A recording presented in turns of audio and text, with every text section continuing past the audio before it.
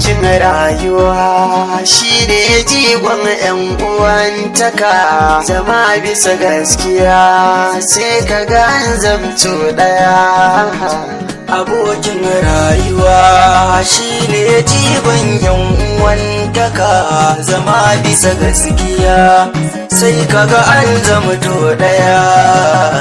Da cire masoyi kwairi ba ni ban yi shi ba gaskiya, raina ta tsirare da taba ba ni ganin ta da gaskiya. Kai Salisu ka gani yadda ta bi ta ibin babaya, na kara amintuwa duba ta sauya ni gaba daya.